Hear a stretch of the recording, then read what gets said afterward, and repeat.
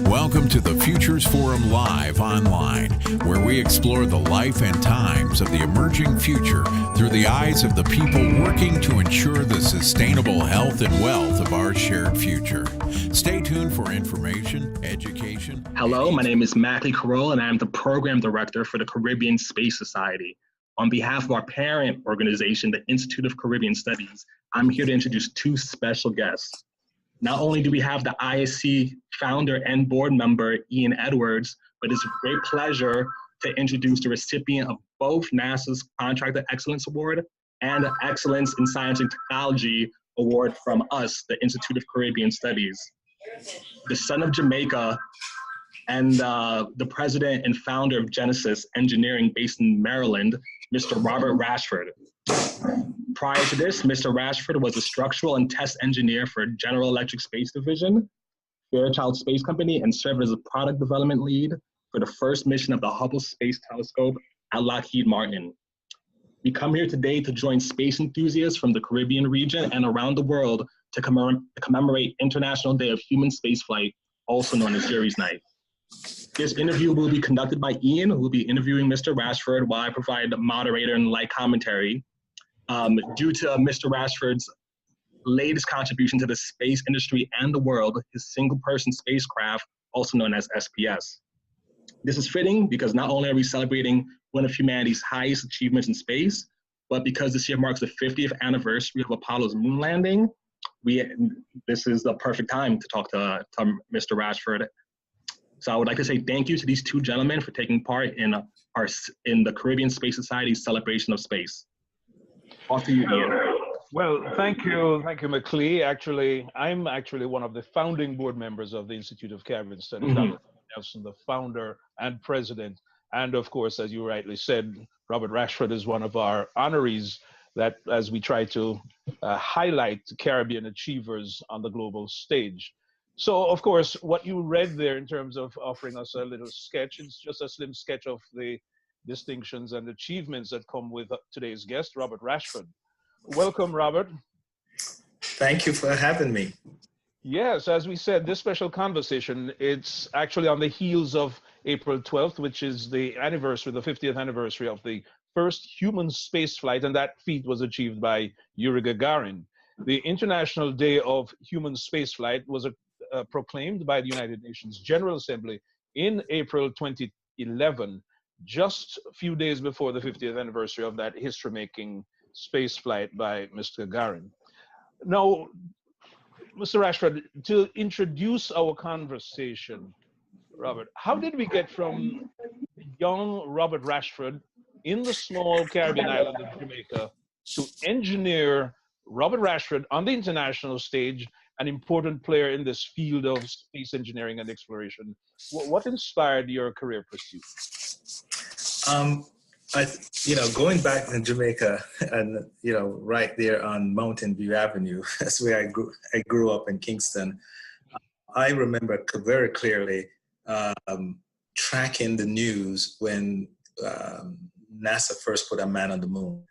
And I just remember looking up at the time, up at the moon and just wondering, wow, what would it, the achievement and that it took for these individuals to put a man on the moon was, just a significant role for me in that early years of my life in Jamaica.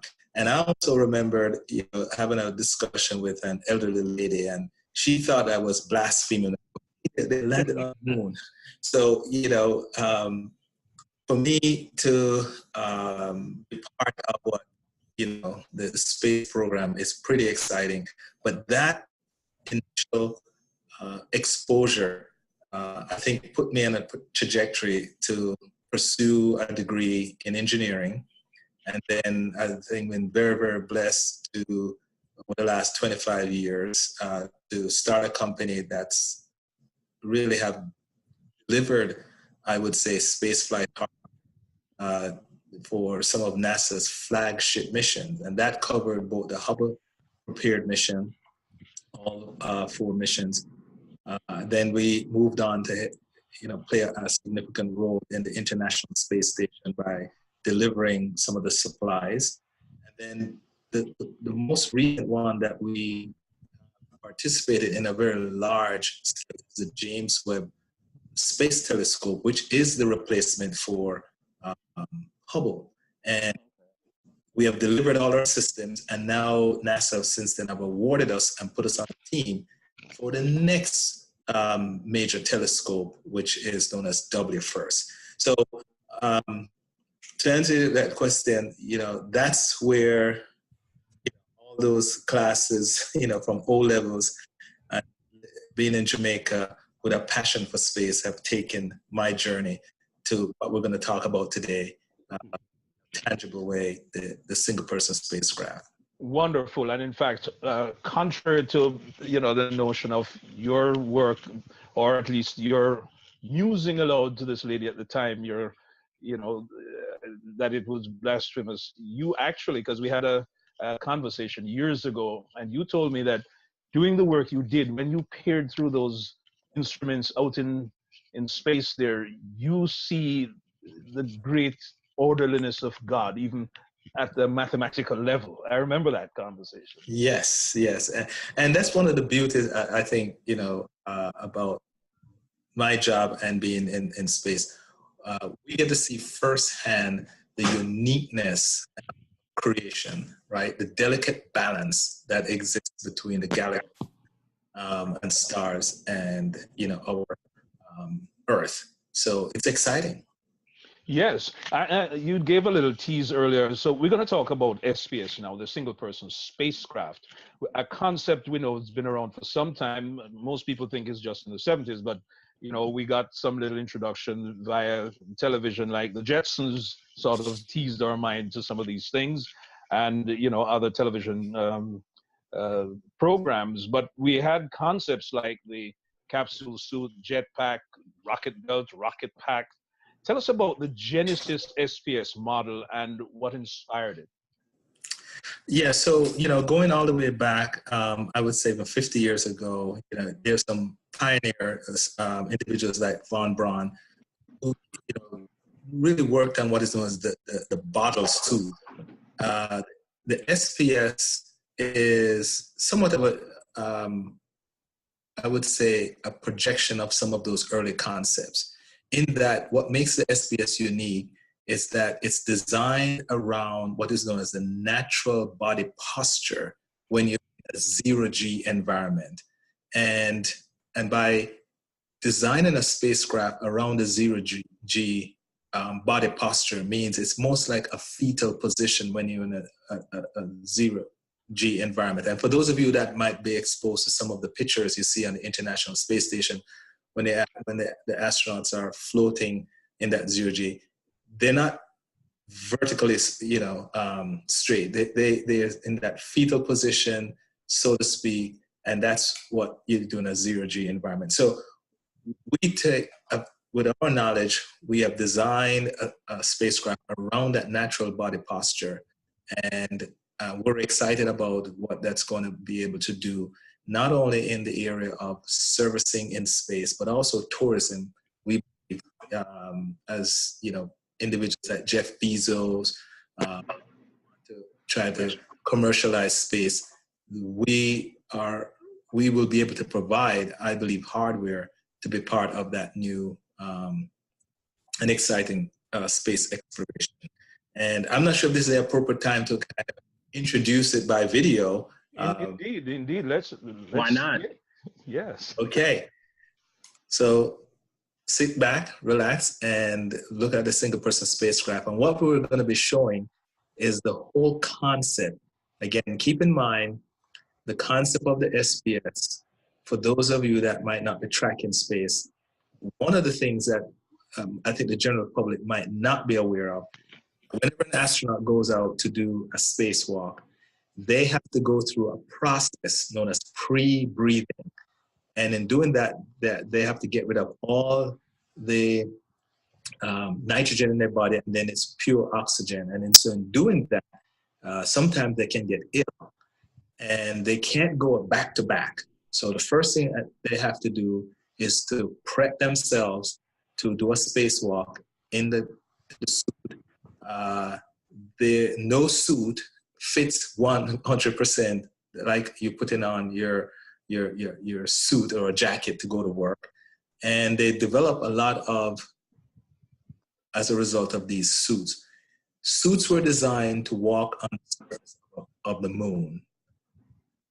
And when we failed to go back to the moon, NASA kept suits as part of their exploration. In doing that, your hands now are used to walk, hands are used to do work.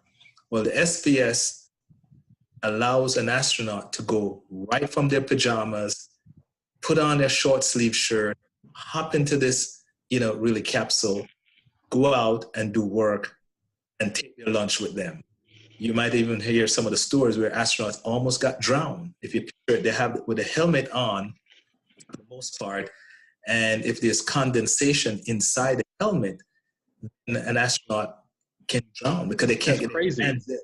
You see, so a lot of folks are not even aware of some of the risk associated with the current suit and how astronauts do these maneuvers outside of the pressurized vehicle. So, an idea that is safe, it's more reliable, and it adds a whole lot more capability to the space exploration. So that's what you're going to see today. And even some of the locations on the International Space Station, which is the first half of the video, what it's showing is that the SPS, an astronaut got up that morning, get inside here, take a 2-minute checkout of the system to make sure it all works, and then fly to the furthest destination on the International Space Station and then perform repair.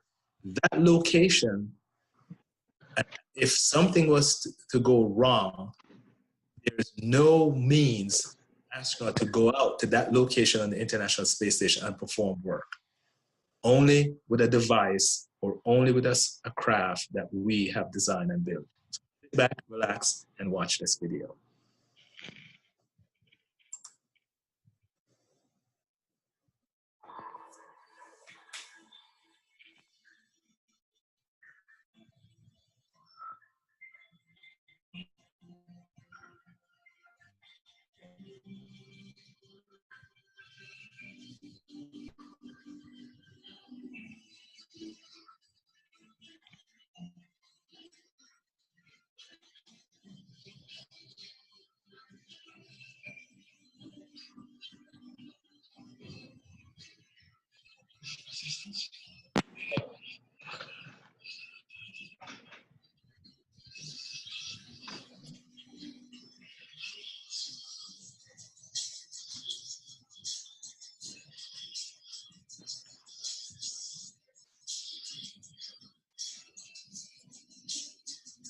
So is this a suit that we're looking at right now, Robert? Could you repeat that, please? Is this a suit that we're looking at right now? Like, what are we looking at right now in the video? What you're looking at right now is a single person spacecraft connected to what is known as a pressurized portion of the International Space Station. And they're going to separate and go off and do work. So that's what the astronaut would do. Get up in the morning, hop into the single person spacecraft, and now they're going to fly to a destination on the International Space Station to do a task and get back home. Fascinating.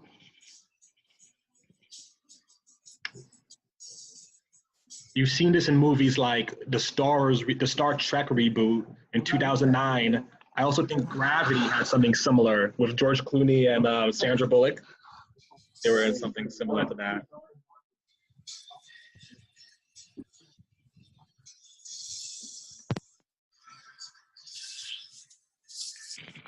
Now, the kind of view we're getting, which is a sort of slow-mo effect, is that the real motion that occurs in real time? Could you repeat that? Because the music was a little bit too loud. Yes. Now, the kind of view we're seeing, which is a sort of slow motion movement of the SPS, My question was, is that the pace at which it moves in real time, or is this a video slow down? Yes, so the speed that you're seeing in the video right now is indicative of the speed that the single person spacecraft would fly to its destination.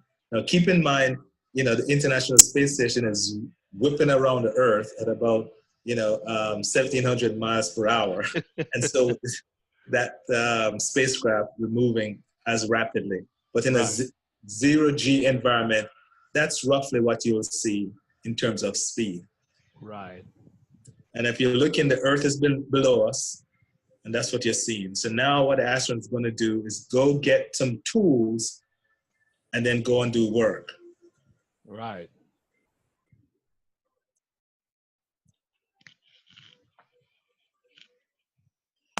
That's so cool. What inspired the hands like that, the grip, that technology? I think the question is what inspired some of the robotic arms? Yes. Yeah, so again, if you think of it, it's designed with 3 robotic arms in this particular version, so that one arm can be used to grab on to something and hold steady to do some task, while the other 2 arms sometimes is needed to do work.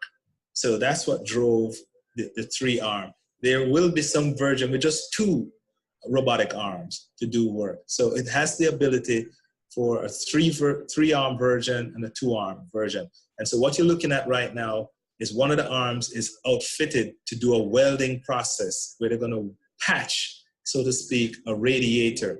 This you cannot do in a spacesuit, this operation. For obvious reasons, because actually the gases and all these temperatures involved could be explosive, right? Yes. So again, as you go through night and day in an orbit around the Earth, things get very hot and cold. And so that's one of the limitations of the single person spacecraft. Now, the next video you're looking at is an asteroid. And again, the SPS, it has the capability to go and mine an asteroid and be safe. And you'll see it. In fact, that relates to one of the questions we were going to touch on. So yes, asteroid mining, it's the future. Asteroid mining is the future. So again, here's a host vehicle that would bring along the SPS, and the top half of the capsule is where the astronauts would live. So what you're looking at now, an astronaut is going to go out and do work. So they're going to hop into the single person spacecraft and then fly out while the spacecraft is orbiting the asteroid. And you can see in this video the concept of doing that task. Now, these controls are being orchestrated from Earth Station or from the craft up there? It would be from the International Space Station. It will be operated from what is known as a host vehicle, the one that, like a garage, so to speak, that's attached to. Right. Yes. And it's designed so it could fly autonomously, meaning we could control it, from the ground. And that's the video there that I wanted to show. That is just simply amazing to see that, I could see now why you nurtured that curiosity from age, 6, 7, until you were able to realize the dream. Yes. I actually, have you met an astronaut? Oh, yes. I've actually worked with several of the astronauts, especially when I participated in the Hubble Space Telescope service and mission. Part of my job was to design some of the tools that the astronauts use to do their spacewalk and repair and service the Hubble Space Telescope. So yes, I've worked with a number of the astronauts over the years. Yes, I actually had met Ronald McNair when he visited the foreign minister in Jamaica back in 1986. No, 85 it must have been, 85. Okay. Yeah, so that sparked some curiosity, but by then my career trajectory was different. Yeah, Thank you so for the video, Robert. I imagine that the astronauts are excited for something like this. Like even just me watching as a fan, it's crazy. you Yes, know, and so Alvin Drew, who's another astronaut, and he currently works at NASA headquarters. He's been out to Genesis several times, and he's tracking the progress of how we're building the spacecraft. He actually will be visiting this coming Thursday, so we can give him a progress report and how we're doing it. Now, keep in mind, what I just showed in the video is not funded by the federal government. It's all right, this is private enterprise. private. So I'm using my own money. I'm taking some of my kids' college fund and investing it into this venture here. So, that's so strongly I believe that it will be successful. I imagine you won't have a hard time finding investors because just of all the capabilities of it. Like example, like planetary resources, asteroid mining, and like you were saying, for even commercial tourism, space tourism, like Virgin Galactic, a lot of people will want to use this. Yes, and it's somewhat intentional, that we're going at and using our own internal research dollars to continue the progress of this, because we want to dictate and not let the outsiders dictate to us. Because if they're driven heavily by return on investment, it can be a little bit tricky to get a spacecraft right, and we don't want to be, pushed by investors that are looking for quick return on dollar. I think once we get it up there and we, do our first demonstration mission, then it will be solidified, and then we will begin to sell units, so to speak, or even lease them to certain, projects as needed. No, I will say to you that seeing this video and seeing these applications at work, I believe that it actually has all the ingredients to interest the public in this kind of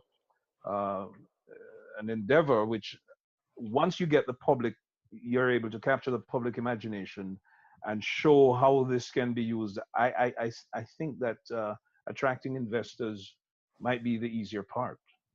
Yes, and I agree with you. One of the things that we have already seen effectively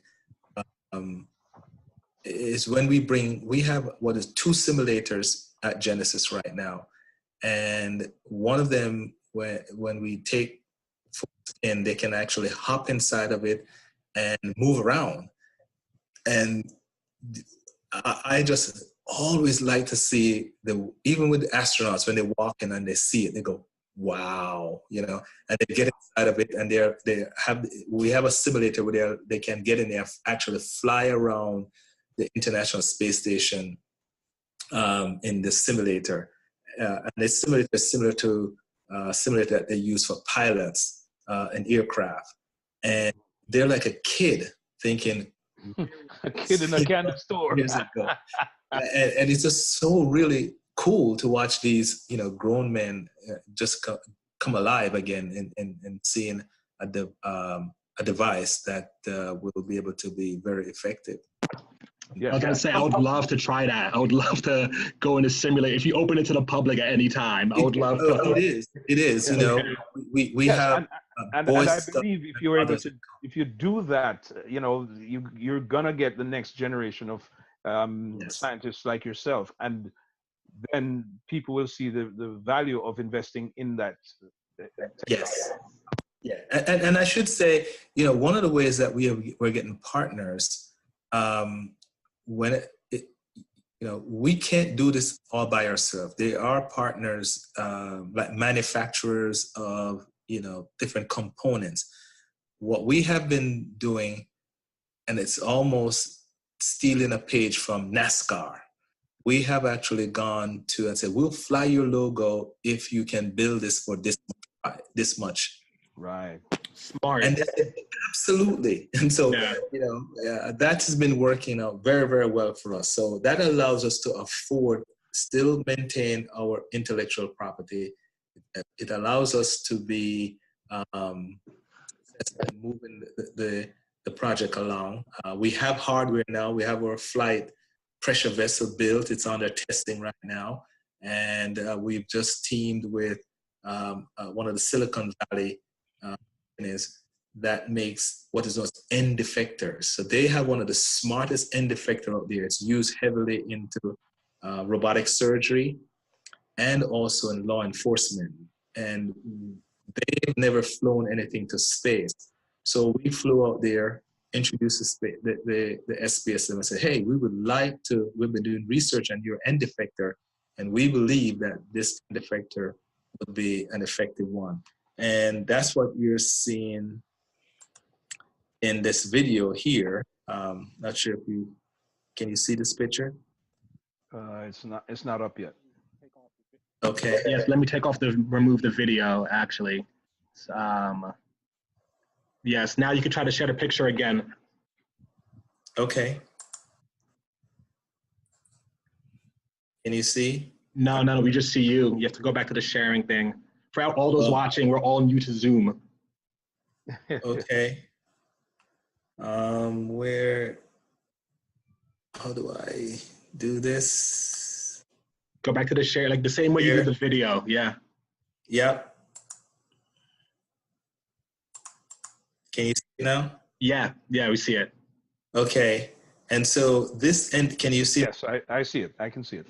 Yes, this is what is the end effector. And these two arms, it's amazing what it can do. And here's the other arm. Here's another version of roughly a gripper, so to speak. And this is the concept for the first one we're going to fly. And the name of it, rightfully so, is Eve. Mm-hmm. So, so if you gentlemen get a chance to come by Genesis, you can actually. Well, you know that I'm going to take up your offer sooner than you think. No worries. Likewise.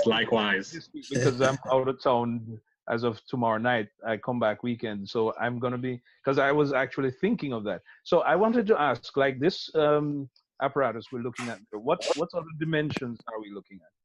Yes, so very good question. It's roughly about 8 feet in length and 42 inches in diameter. And then inside is this pressure vessel. Like I said, you can actually hop in through the bottom, and then the astronaut, sits in the centerpiece here. And then they just, do all their work using these robotic arms. Right. So talking about, in other dimensions of the applications, how about near-Earth objects, NEOs, and how can this technology be applied to things like that? And could SPS find some use in space resource extraction, like asteroid mining, as we hinted at earlier? Yeah, so, one of the things, near-Earth object exploration, SPS, I think, is obviously, I think a very good asset, as we even showed in the video. Places like going to Mars, where Mars, it has 2 moons. One of them is named as Phobos. Mm-hmm. Those moon, they're virtually 0 G. And so if an astronaut was to try and walk on there, they will there's no gravity, so they'll just bounce and go forever, right? Yes, with a propulsion system allows them to do exploration on Phobos and Deimos, those moons for Mars, or the other major project that's coming out of NASA known as the Gateway. Again, the concept of the Gateway is to go ahead and put astronauts out there using the new rocket that NASA is developing. And it's like a space station, but it's going to be much further out into deep space. And I think the first location most likely will be orbiting the moon. So rather than go to the moon and then try to come back to the Earth, you go to the Gateway, you'd set up a post at the Gateway that's orbiting the moon. And then from the Gateway, you'd go to the surface of the moon. And then when you finish an operation, you go back to the Gateway. but it lends itself to, that type of operation at a very, very reasonable cost. One of the challenges that I think NASA is facing right now, you probably heard the last embarrassing situation where they wanted to do the first two female, yes, and that failed. Well, yes. one of the unique things was embarrassing. Yeah. One of the unique things about the S-Space is designed for everyone, right? It doesn't discriminate against male or female or the 95th percentile, and we actually have tested those the category of astronauts in a series of tests underwater, and that's what drove the design that you see here. So avoid embarrassing situations like that. Another challenge that NASA has with the folks that make the suits, the suits that are currently being developed right now are being developed for both planetary operation and zero-G. What we're proposing to NASA to say, split the requirements, then now you have a greater chance of success. Trying to combine both technology into one, I think drives up the cost and also minimize your success. So that's why they've been having a lot of challenges with suit. Here, if NASA say, hey, Genesis, we will buy 2 or 3 of your single person spacecraft to handle the zero-G environment, then that free up the suit manufacturers to only focus on suits that are planetary, which means it allows the astronauts to now walk on the planet, like the moon is roughly 1/6 gravitational force than Earth, or on Mars, it's 7/8. So you don't need an SPS if you're going to go down on the surface of the moon or the surface of Mars. No, this is interesting the way you're breaking it down, because I believe even the layman can follow the explanations you're giving, which takes us back to the whole thing, because, the Caribbean space agenda is something that the Caribbean Space Society, which falls under the purview of the Institute of Caribbean Studies, is, hoping to advance. How applicable do you see all of these technologies to Caribbean countries? Because when you think of space exploration, space technology, and so forth, generally people think first world countries that have the resources, but thinking beyond just the possession of resources, but in terms of applicability of some of the discoveries or some of the findings that come from space. Yeah, one of the beauties, I think, and it's not that expensive if there's a strong commitment from Caribbean countries. You've probably heard the whole concept of what is known as CubeSats or small sat. These are various small 1U, 3U, now they're up to like 10, 16U. Mm-hmm. They're growing in size so that they can do more science. So I could think of 2 areas where I encourage, the other Caribbean islands to get involved. Let's start with on the positive side. Let's think about things like agricultural.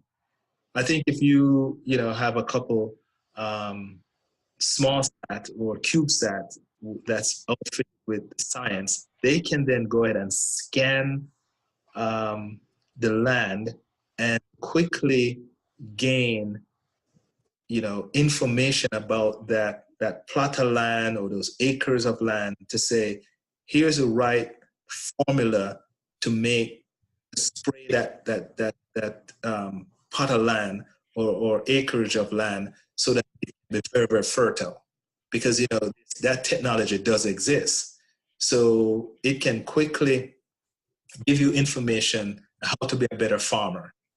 Another application, I think, with space is one of the things we're working on, how to use space as part of law enforcement. Mm-hmm. You could have that, and you could quickly give eyes to to law enforcement about the bad guys hiding in a location, using it, in the sense of some of the technologies that I've been privileged to work on. So you can use space as a plus, and this is and the 2 applications I just described, I think there are reasonable ways for a Caribbean island to penetrate and get in there, because there's sometimes a lot of free ride for CubeSats, you know, Right. right flight. And then that data then could be, you know, used to provide information for folks on the ground. You know, what we're talking about here is, you know, I've been thinking as well of aircraft, for instance, the disappearance of the Malaysian aircraft and so forth, to this day without a trace.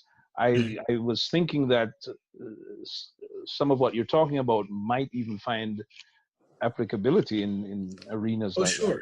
sure. And even, you know, again, the Caribbean islands, that's why we're surrounded by water. We have developed, and I've had the privilege of working on some of the most Earth science missions where they're studying, you know, the ocean and things like that. So now a fisherman or a fishing boat can go out, and with a little bit of information, they can then go to a location, within the sea, and then do their fishing, as opposed to, you know, Just sailing all over and burning up gas. Yes, and throwing in the dark basically their Yes. nets. Yeah. Yeah. So that's actually a perfect segue into the whole thing of, you know, those whom would be watching this interview, the young and the not so young even, who are space enthusiasts and inventors and so forth. What are some of the things you'd suggest that they could, you know, do? I'm talking as well, mixing this with in terms of what could the education system and educators, how could all of these factors come together to bring more life to some of what we're talking about here? Yeah, you know, I know for a fact that, especially, I can speak for Jamaica, that the educational system is very, very good. And, you know, STEM, you know, which is what you hear most of science and technology type courses, I think that is a stepping stone or the gateway for the future scientists there. And I would encourage a lot of the young folks to start to look into, engineering, and, you know, start to develop an interest for space. That to me is the next frontier. And it's being, I think, pursued right now. Granted, it's still a little bit expensive to go there, but I think individuals like Elon Musk is doing a wonderful job in bringing the cost to space down significantly. And obviously Jeff Bezos, you know, and the way they're doing that, you know, they're building these rockets that can go up, and rather than, you know, them just wasting, they land back and they get reused. So now the price come down. I think for the Caribbean, you know, they need to start positioning themselves how they can get on that pretty early. And I know our educators need to start thinking that way, you know, some practical things, getting, like I mentioned before, making CubeSats is one way, you know, how most American universities are getting involved. And now most of the, you know, the Middle Eastern countries are getting involved, like Saudi Arabia, Qatar, and those places. They see, you know, the need to start developing space, and access to space and space vehicles, and they get involved with it. So hopefully that answers the question. Yes, indeed. And we're kind of bringing it to a wrap up soon. And so if we look at all of these things, what would you say are some of the greatest challenges to humanity's continued efforts to explore space through some of what we were talking about as we are on the cusp of the 50th anniversary of the first moon landing? I would say some of the the biggest challenge there is still the costs, you know, to work in space. You know, as we get smarter about it, then we come up with materials to make the job easier. I would say, there's a big race to have to be sensitive here with some of the stuff that I do. I think there is a race to take, you hear things like Space Force, the Chinese are heavily involved with it. And so who gets there first kind of, becomes the Right. of that, Right. that space. So that is a challenge. And just like the internet, we the Americans came up with that, but I think other countries are, nipping at the heels and doing some pretty remarkable things. So those are the challenges I see out there, and who gets there first. I have to have, I would say, a moral compass in how we're going to use space. Oh, you took the concept out of my head, because I was going to interject that thing. Yeah. Everything requires moral context in which to operate. Absolutely. So that there's that moral compass that goes along with responsibility of what we're trying to do in space. And I see that as a big challenge, because if it's all profit driven, then it's going to be, a bad future ahead of us. And would only be serving the economic interests of a limited handful of people. That is correct. Yes. Any additional thoughts you want to share before we go? No, well, I'm excited about space. Excited about the future in space as we continue to track that.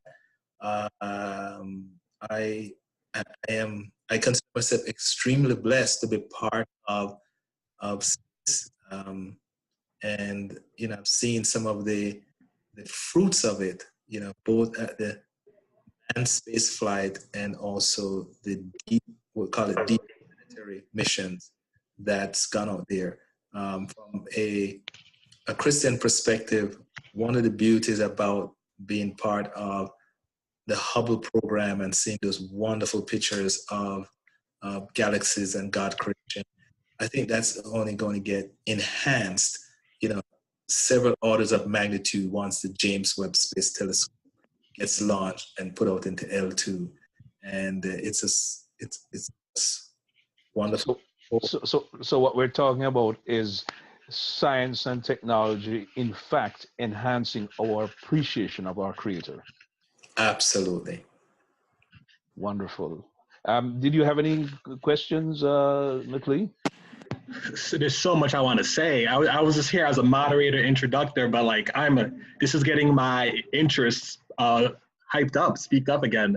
But especially the last part so much, the moral compass that you're talking about, the Outer Space Treaty says that the space is for the benefit of all mankind. We need to stick to that, because for countries that don't have the technological power, they should still have access to space. And what you were saying at the end, even not to I don't want to connect it too long to a religious perspective, but the overview effect. People who go to space and then they actually see the planet, it changes them. It changes them deeply. And it could just be because they're being in space, but it is just the overview. You see the world for what it is, and it has the potential to, just to decrease, I don't want to say end all conflict between people, but it does have the potential to put the world together, which is a beautiful thing about space. Yes. Well, indeed. And I will tell you this, every time I go on an aircraft and I'm above the clouds, just looking down, I cannot but think of the wonderful Creator that we have, giving us the knowledge to be able to apply the laws of physics and the laws of nature to benefit mankind. Great. Agree. And so, Robert, we just want to thank you very much for taking out time out of what we know is a very busy schedule to Yes. share with us these fascinating insights into space engineering, space exploration, and of course, we've been talking a lot about the single person spacecraft and how that can be applied to the benefit of more of humanity's population. And all of this conversation is taking place ahead of the 50th anniversary of the first moon landing on April 12th, 1969. Earth time, of course, we're talking here. So Robert Rashford is a Jamaican-born award-winning founder and president of Genesis Engineering, and that's based in Lanham, Maryland. I'm Ian Edwards for the Institute of Caribbean Studies. Over to Yes. you. I'm Mackley Carroll, not Karima Daly as it says on the thing, the program director for the Caribbean Space Society, an associate of the Institute of Caribbean Studies. And I just want to say thank you to both of you. Great interviewing skills, Ian. And thank you, Robert, for your great invention that will change the world. And I just wanted to say, April 12th is actually for Yuri Gurdon. It's not the moon landing. It's the first time someone went to space for the human space flight. Besides that, yeah. Right, in space, yes. Yes. This is a great interview. And yes, can't wait to talk to you both again. Thank you. Thanks for having me. Okay, it's a great pleasure.